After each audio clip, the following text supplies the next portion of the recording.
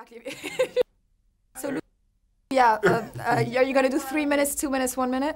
So your first line will be 3 minutes, then I'll understand. All right. The things we do for television. Okay, I'm having LASIK surgery on Friday and I can't wear my lenses. Oh, So if I call you Sidney Poitier, don't be... So Denzel. Yeah, so Denzel. What was it like? Oh God, the magic of science. I know. I'm in the film. Everybody ready? Well, it's always great to see you, and here we are in London. So many people went to see the film in America last week. Yes. It gives you a bit of sense of confidence that even though you're alone in this, people want to watch you, right? Yeah, this was probably the most nervous I've ever been leading up to the release of a film. You know, it's just so aggressively different, and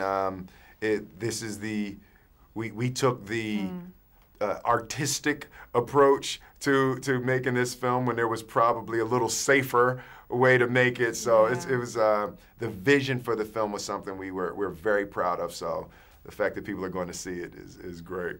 Well, lots of things you have to be proud of. I was going to say, you know, it's difficult to research because no one's ever been alone on this earth, and Then Francis said, yeah, but we met those experts and those PTSD stuff and blah, blah. And you guys were so busy, you know, researching, and there's a huge psychological aspect to this role. Absolutely. Yeah, Francis Lawrence is big on research, and I love research also. So it was almost the fun part of the process for us to go and talk to prisoners of war and talk to people who had been in solitary confinement, and they just gave us real gems to understand the character. One of the guys said that first thing is a schedule. The routine. That you've got to have a routine. If you don't, you know, from at 6 a.m. I'm going to clean my nails. At 7:45 I'm going to wash all of the floors. At 8 o'clock I'm going to look at the sky for an hour. You know, and you have to schedule everything as a way of maintaining your sanity, and that helped us with creating the shape of Robert Neville's day. Absolutely. Well, you know, most men dream about alone time, you know, to play sports and to be a bit isolated from this world, but this gives it a different dimension. Right? Yeah, a little too much. Yeah, not quite this isolated. Yeah, this one was a bit much.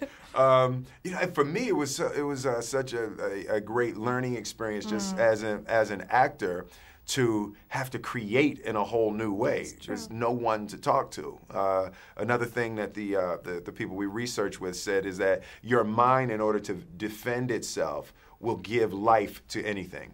Yeah. You'll just give life to the floor, you'll give life to the wall, give life to the glass, anything, and your mind processes it as a living organism, and then you begin to interact with it in that way because you need that stimulus and response.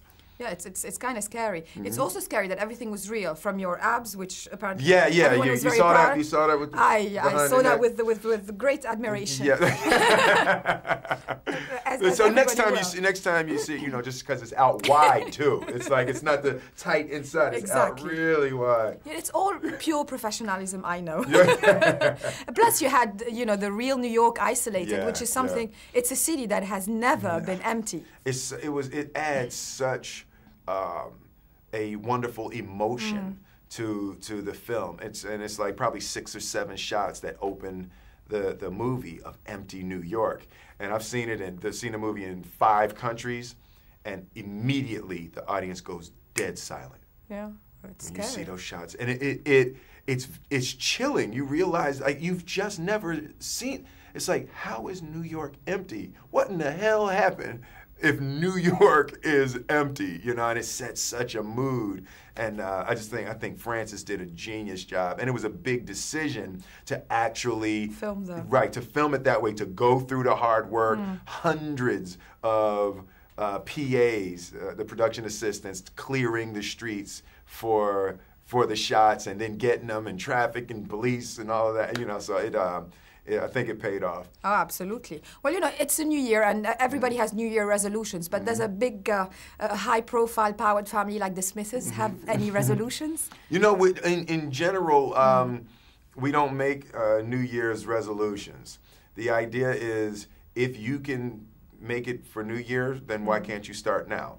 If you say, oh, I'm going to get in shape for New Year's, well, how about you start today then? Let's start right now. Anything that's worth doing in the New Year is worth doing right now.